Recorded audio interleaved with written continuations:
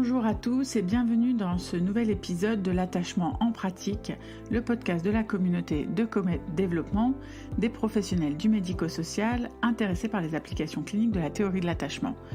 Vous le savez, je m'appelle Alexandra Després, je suis docteure en psychologie, spécialiste de l'attachement et je suis la fondatrice de la communauté. Alors aujourd'hui, ce qui va nous intéresser, c'est la deuxième partie du podcast sur l'introduction au DMM, donc le deuxième modèle théorique d'attachement qui a été conceptualisé par le docteur Patricia Crittenden. Mais avant ça, je voulais remercier ceux qui nous écoutent, même si nous ne sommes pas encore très nombreux et que la communauté est encore une communauté bébé. J'espère qu'elle va grandir tout doucement. Et je voulais aussi vous remercier et m'excuser de l'aspect peut-être un peu artisanal de ce podcast.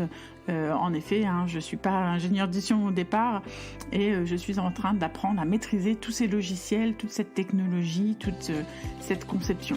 Donc merci d'être avec moi, même si la qualité n'est peut-être pas 100% au rendez-vous. Et puis on commence maintenant avec la deuxième partie du podcast. À bientôt.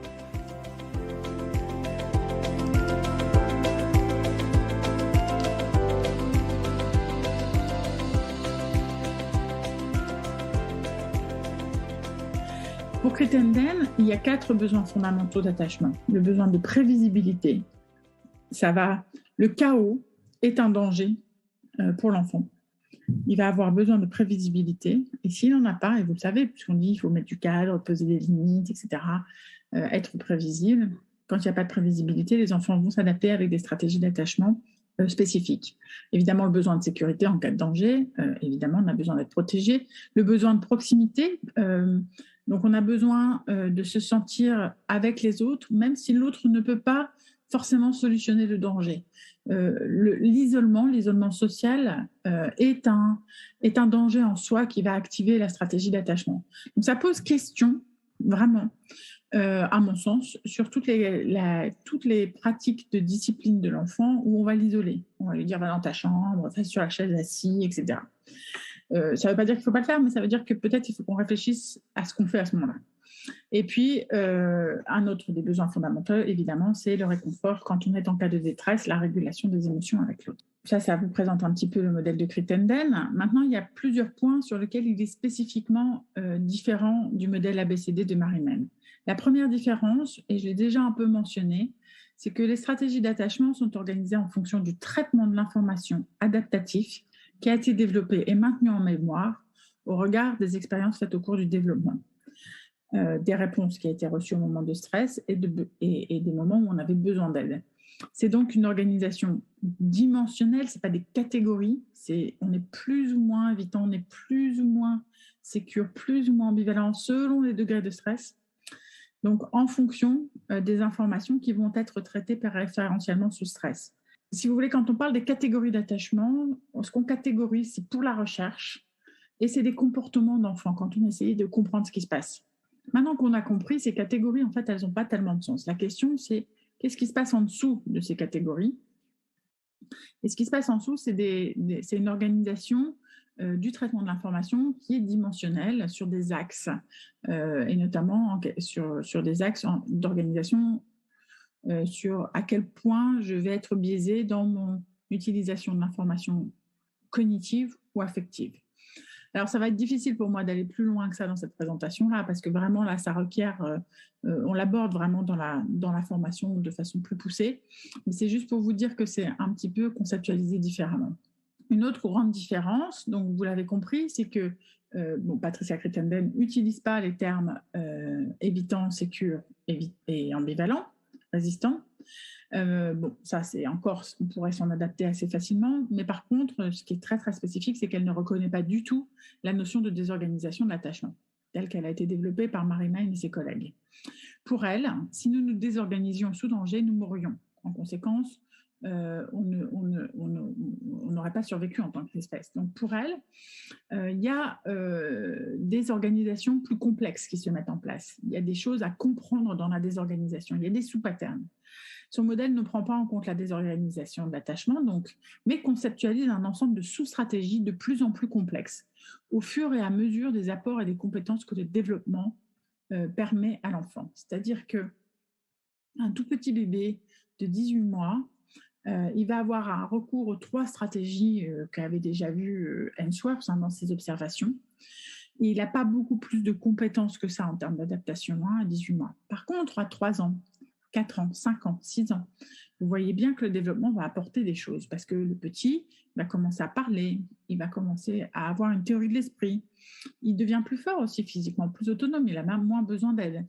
Il peut anticiper beaucoup mieux parce qu'il y a une représentation du temps, etc. Toutes ces nouvelles compétences que le développement apporte et qui sont plus ou moins bien développées en fonction des contextes, vont lui permettre d'organiser des stratégies de plus en plus complexes, de plus en plus fines pour obtenir les meilleurs soins possibles. Et ça donne parfois des choses extrêmement complexes. Moi, j'ai vu des vidéos dans les formations avec Patricia Crittenden où je me dis que la capacité d'adaptation des enfants pour essayer de faire fonctionner leurs parents est absolument hallucinante. Et alors, du coup, c'est plus la notion de désorganisation parce que le comportement, une fois qu'on l'a compris, perçu, le comportement n'est pas désorganisé, il est hyper organisé. Il met aussi l'enfant à risque pathologique au plan de son développement. Mais dans l'immédiateté de la relation d'attachement avec ce parent-là, qui peut être menaçant, effrayant, désengagé, etc., c'est très fonctionnel. Donc, aux 3 stratégies de base observables chez le bébé s'ajoutent au fur et à mesure du développement, dans le modèle de Crittenden, des possibilités de stratégies de protection de plus en plus complexes, qui permettent la protection et la survie dans des environnements de plus en plus dangereux.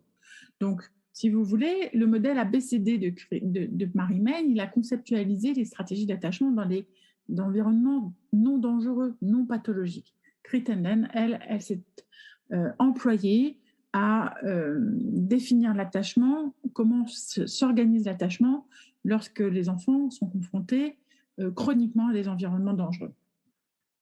Et c'est le cas, par exemple, de stratégies dont vous avez peut-être déjà entendu parler un petit peu, parce qu'on en parle quand même dans le modèle de Mary Main, de caregiving compulsif, par exemple. Vous savez, ces enfants parentifiés qui vont faire fonctionner leur système familial en prenant en charge les besoins d'attachement de leurs parents afin de faire répondre les parents le mieux possible à leurs propres besoins d'attachement. Vous avez aussi comme ça les stratégies de performance compulsive. Sur la communauté, j'ai mis quelques vidéos qu'on peut trouver de ci, de là et qui sont très significatives de performance compulsive. Donc des enfants qui vont... vous avez des petits génies qui se développent comme ça. Vous savez, ces enfants prodiges... c'est vraiment ce profil de premier de la classe qui tolère très très mal l'échec, qui est très très stressé par l'échec, ou alors encore certains profils d'enfants surdoués, mais pas vraiment surdoués, c'est une espèce de surdouance d'adaptation en quelque sorte pour faire fonctionner son système familial. Et puis de l'autre côté, vous avez, donc je dis de l'autre côté parce que dans le modèle de Crittenden, comme il y a une dimension d'organisation de la stratégie d'attachement en fonction de l'information qui est traitée dans le cerveau, vous avez le côté gauche du cercle qui recoupe les stratégies type A et le côté droit du cercle qui recoupe les stratégies de type C. Donc du coup, je pense en 2 catégories principales et en 2 côtés du cercle. Bref, il faudrait que je vous mettrai probablement dans la description du podcast le schéma. En tout cas, de l'autre côté du cercle, on a des stratégies, vous savez, c'est ces enfants qu'on dit tyrans, qui sont en fait des stratégies de séduction puis de coercition pour garder le contrôle de la figure d'attachement dans des environnements où la figure d'attachement est à la fois dangereuse et très imprévisible. Donc, ces stratégies, elles vont s'enrichir au fur et à mesure. Plus vous êtes confronté à des environnements stressants, toxiques, dangereux, sans soutien, sans tuteur de résilience, et plus vous allez développer des distorsions du traitement de l'information qui vont sous-tendre des stratégies d'attachement complexes, très organisées pour la survie, mais complexes. Donc, c'est ça que permet de penser le modèle de DMM, le DMM modèle en fait, de Crittenden.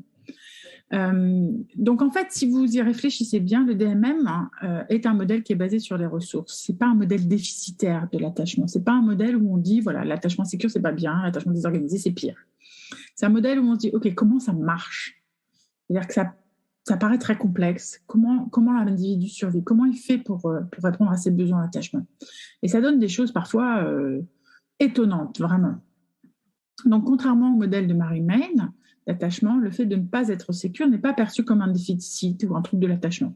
La stratégie est toujours adaptée, et si elle est complexe et nécessite des comportements extrêmes pour fonctionner, elle est toujours une ressource pour la personne, une adaptation qui lui a permis de survivre à son contexte de développement.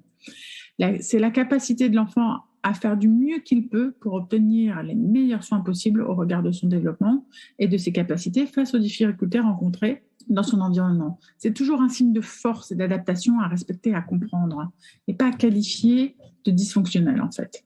Donc la question en clinique, et c'est ça qui me semble très très important, c'est pas est-ce qu'il est sécure ou insécure, c'est pas est-ce qu'il est sécure ou insécure, c'est quand est-ce qu'il est sécure, pourquoi il est sécure dans cet environnement-là, qu'est-ce qui fait qu'il est insécure, qu'est-ce qui se passe dans l'environnement qui contraint son traitement de l'information, qui contraint son adaptation.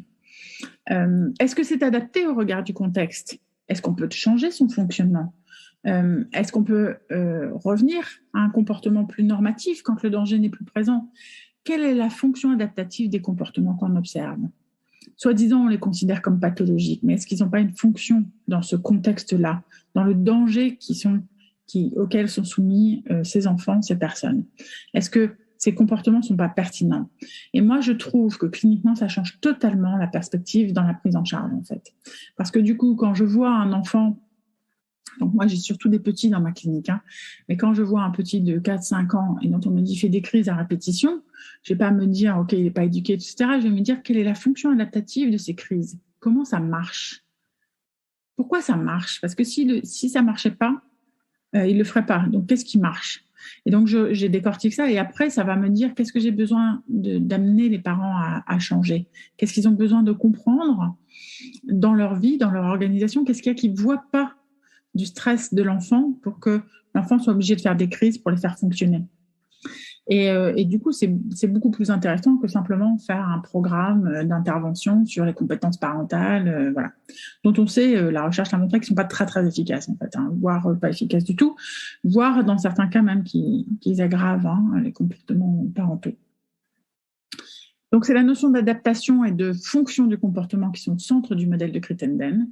Donc, adaptation au danger, adaptation à la culture, adaptation aux parents que l'on a, ou que l'on n'a plus. Parce que les enfants, quand même, sont obligés de faire avec les parents qu'ils ont, la plupart du temps. Et dans le placement, alors, ça complexifie encore les choses. Alors, par ailleurs, dans le modèle de Crittenden, il est possible d'avoir plusieurs sous-stratégies d'attachement simultanément. Vous pouvez être évitant et résistant, en quelque sorte. Et ça, je trouve ça très intéressant parce que ça fait que le modèle autorise une grande richesse pour penser l'expérience spécifique d'attachement de chaque être humain dans des considérations, dans des constellations familiales parfois extrêmement complexes. Et ça nous permet d'avoir beaucoup plus que les simples 4 catégories de base qui, moi, m'ont toujours semblé extrêmement réductrices pour penser la multitude humaine et encore plus quand on parle de la désorganisation qui met vraiment dans une grande boîte indifférenciée de nombreux individus qui sont quand même confrontés à des environnements adverses très différents et cette grande boîte ne nous informe pas cliniquement plus que ça, en fait. C'est peut-être aussi ce qui fait qu'on n'a pas tant d'application clinique de la théorie de l'attachement que ça. Ça peut être une explication. En tout cas, si ça vous intéresse, je peux vous faire un épisode spécifiquement sur la question de la désorganisation de l'attachement et de sa validité scientifique. C'est actuellement quand même bien remis en cause par la recherche et même la recherche du côté de Mary Main. Donc, on est en train de re-questionner théoriquement cette question de la désorganisation de l'attachement. Et je sais que c'est un point, en tout cas pour les professionnels qui travaillent en protection de l'enfance, alors en amont, en aval du placement, c'est un point qui est souvent vous posez la question de troubles de l'attachement, désorganisation de l'attachement, etc. Et à mon avis, c'est pas la bonne question et c'est pour ça que c'est compliqué pour vous d'y répondre. Donc du coup, le DMM permet de penser la complexité. À mon avis, c'est ça vraiment son grand atout. On évite des simplifications dangereuses de la compréhension des comportements d'attachement des enfants et des adultes confrontés à l'adversité. Quand je vois ce qui circule comme information sur Internet, notamment sur la théorie de l'attachement et les patterns d'attachement et les raccourcis qui sont faits, je trouve ça extrêmement dangereux et culpabilisant. C'est pas comme ça que la théorie a été conçue et c'est pas à ça qu'elle sert. Cela permet vraiment aussi ce modèle de sortir de la prédominance de la notion de sécurité qui est un leurre. Globalement, l'expérience humaine n'est pas une expérience de sécurité, mais c'est une expérience d'adaptation au danger. Et du coup, ça va évidemment nous permettre de penser autrement, d'abord la psychopathologie et puis nos interventions. Donc du coup, l'insécurité ou la désorganisation de l'attachement, c'est pas des choses à éviter à tout prix. Par contre, c'est des choses qu'on a besoin de comprendre en profondeur comme un signal qui nous raconte une histoire, qui nous raconte le contexte dans lequel l'enfant a dû apprendre à se protéger lui-même et les informations qu'il a considérées comme pertinentes, qu'il a gardées en mémoire pour organiser ses comportements émotionnels et relationnels. Donc, le DMM permet de comprendre, du point de vue de l'attachement, les trajectoires développementales des sujets confrontés précocement à l'adversité. Et pour moi, je trouve que c'est très utile cliniquement. Le DMM est par ailleurs un modèle fondamentalement intégratif qui peut être utilisé en complément de n'importe quelle approche théorique. Et ça, je pense que c'est pas suffisamment mentionné dans le modèle ABCD. Donc déjà, au départ, la théorie de John Bowlby était un modèle intégratif. Il a intégré les apports de l'éthologie, de la théorie de l'évolution, de la théorie générale des systèmes, de la psychanalyse, de tout ce qui était traitement de l'information cognitive, etc. Ainsworth, elle a apporté toute la dimension méthodologique, les preuves de la recherche empirique. Si elle n'avait pas apporté ça, le modèle de Bowlby, il n'aurait pas eu beaucoup de poids. Crittenden, elle intègre encore plus des apports d'autres courants, notamment les neurosciences affectives et cognitives. Elle a vraiment mis à jour le modèle d'attachement par rapport aux apports des neurosciences. Tout ce qui est psychologie du développement a été intégré, tout ce qui sont les apports de Vygotsky sur la zone proximale de développement, cette notion de zone de proximale de développement appliquée à la psychothérapie, les apports de la génétique, des recherches sur l'épigénétique, les apports des thérapies centrées sur la personne, la théorie systémique familiale, puisque c'est une systémicienne au départ, Patricia Crittenden. Elle a aussi inclus tout ce qui est du registre de l'épidémiologie, la théorie des apprentissages. Alors le behaviorisme est extrêmement important, la théorie des apprentissages est extrêmement importante pour comprendre les tout débuts de la vie, comment vont s'engrammer ces expériences, comment s'enregistrent, comment se construit ce lien d'attachement et ces patterns. Et puis elle a intégré aussi tout ce qui est les apports des théories de l'écologie sociale. Donc c'est un modèle intégratif, riche, complet, qui permet de conceptualiser des parcours de développement extrêmement complexes. Ça permet une vraie richesse de réflexion. Et je pense que c'est vraiment un outil, en fait, quand on est confronté à des populations très vulnérables. Alors, qu'est-ce que ça a apporté pour moi de me former au DMM, d'être dans le courant de Patricia Crittenden, d'avoir cette théorie supplémentaire à mon arc. Alors, comme je travaille beaucoup en protection de l'enfance, c'est mon focus clinique, le DMM me permet de comprendre l'expérience qui a été faite par les parents, les enfants, et de comprendre en quoi les comportements pathologiques ou dits pathologiques que je vais observer, que j'évalue en fait, sont la résultante d'une stratégie protectrice au regard d'un contexte donné et vécu. Donc en fait, ce qui va se passer, c'est que les comportements que je vais observer sous stress dans mes évaluations ou dans les visites ou dans les moments de crise, par exemple, je sais qu'ils sont toujours attachement pertinents et ils vont me raconter une histoire. Et cette histoire que disent les comportements d'attachement, c'est une histoire qui n'est pas toujours dissible par le sujet. C'est pas quelque chose que le sujet peut verbaliser. Alors, d'autant moins que moi, c'est des bébés que j'observe, évidemment. Donc, les jeunes enfants, ils vont pas pouvoir me raconter. Donc, de savoir observer les comportements d'attachement et de les interpréter dans le modèle de Crittenden me permet de remonter le fil de la construction développementale de ces comportements et donc de faire des hypothèses sur les adaptations qui ont été nécessaires et donc le contexte dans lequel ça s'est développé. Et c'est comme ça que je peux émettre des hypothèses de stress post-traumatique et des choses comme ça pour le bébé. Et pareil pour les parents, parce que si vous avez des traumas qui organisent le comportement parental, mais que ces traumas sont exclus de la mémoire justement parce qu'ils sont traumatiques et qu'on a affaire à des dissociations massives, le trauma organise quand même le comportement de l'enfant, mais le parent ne peut pas vous raconter qu'est-ce qui organise son comportement et pourquoi il agit comme il agit avec son enfant, alors que c'est forcément protecteur. C'est protecteur au regard des traumas qu'il a eu lui. et dont il a dû se protéger. Mais c'est pas forcément protecteur de l'enfant, voire ça peut être maltraitant pour l'enfant du temps présent. Donc le DMM me permet de penser à tous ces étages-là simultanément. Alors je dis ça très humblement, c'est-à-dire que je fais des hypothèses et je continue à me former, mais ça me permet d'accéder à une complexité et de remonter une histoire qui n'est pas forcément verbalisable facilement.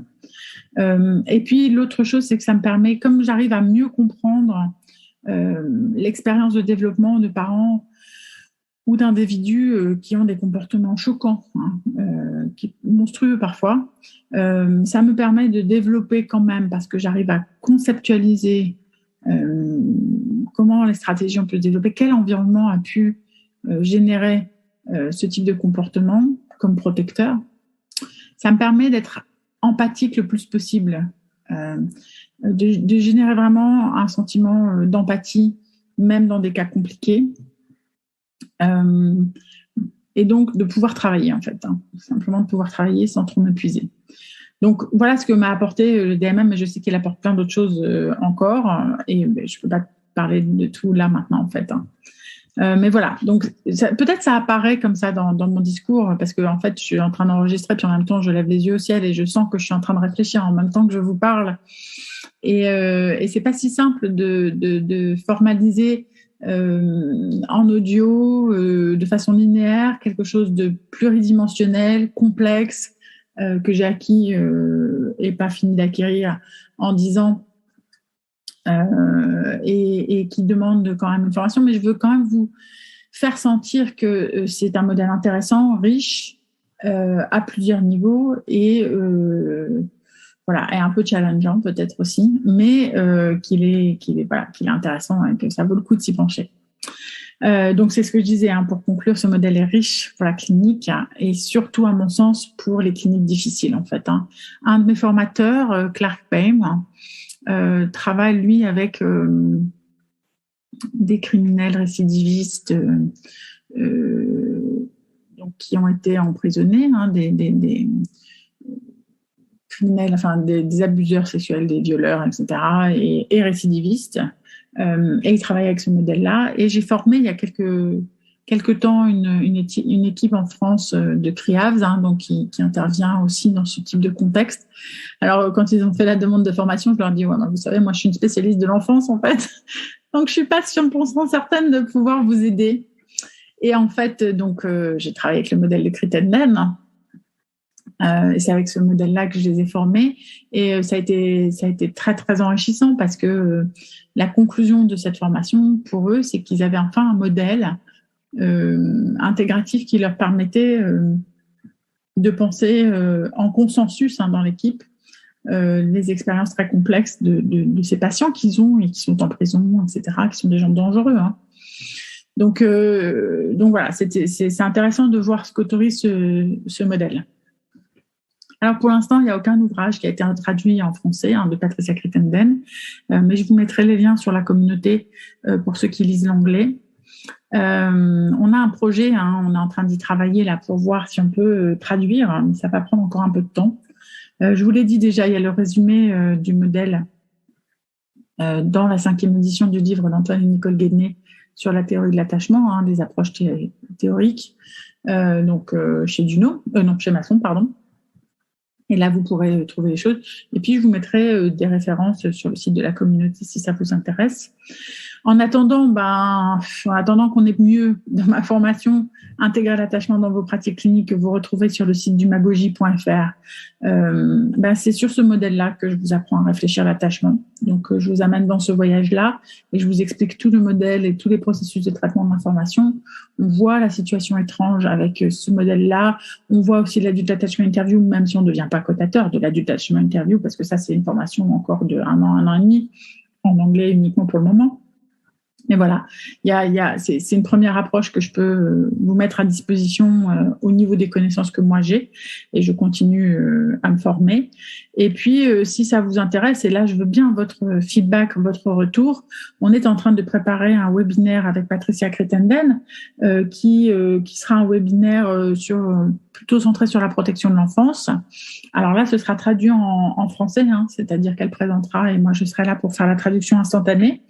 Et puis, on espère vraiment, alors on y travaille, mais ça va être compliqué, donc on voit, mais on espère vraiment pouvoir, en 2023, avoir une formation complète de plusieurs jours en ligne. Alors, ce sera en ligne parce que Patricia Crittenden habite à Miami. Elle est maintenant assez âgée, elle a bien plus de 70 ans. Et donc, ça devient plus difficile de la faire voyager. Surtout qu'il y a eu le Covid maintenant et qu'elle a appris à maîtriser Zoom. Alors, voilà.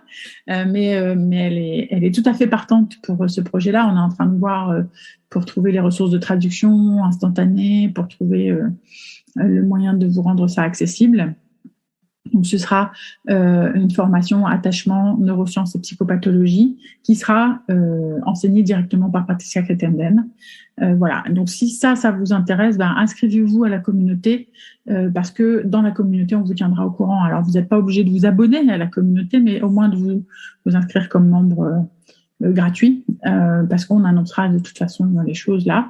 Et puis, si dans les commentaires du podcast, vous pouvez me signaler votre intérêt ou pas, parce que c'est vrai que nous, on a besoin de voir si ce projet est économiquement viable, c'est-à-dire est-ce que de la faire venir, enfin, d'organiser ça, d'organiser les traductions de documents, etc.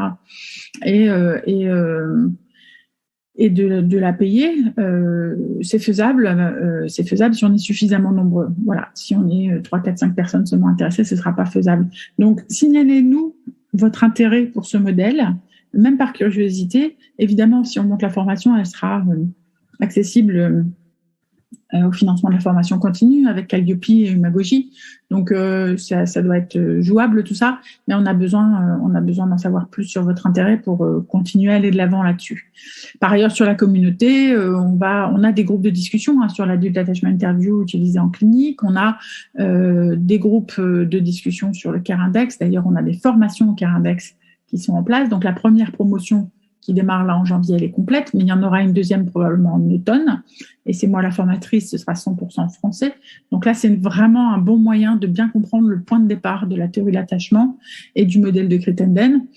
Et puis, c'est pratico-pratique. On va faire de l'analyse des vidéos, analyse de comportement, analyse des bébés, voilà. Et puis...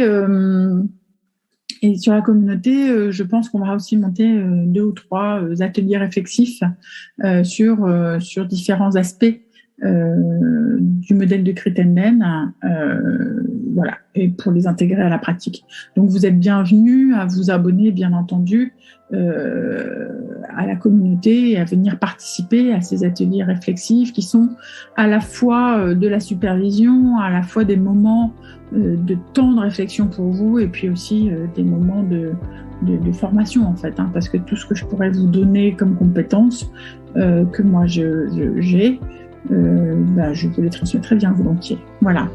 En attendant, si vous avez des questions, vous pouvez me les poser, soit sur la communauté, soit dans les commentaires du podcast. Et évidemment, je me ferai plaisir d'y répondre et à bientôt dans un nouvel épisode.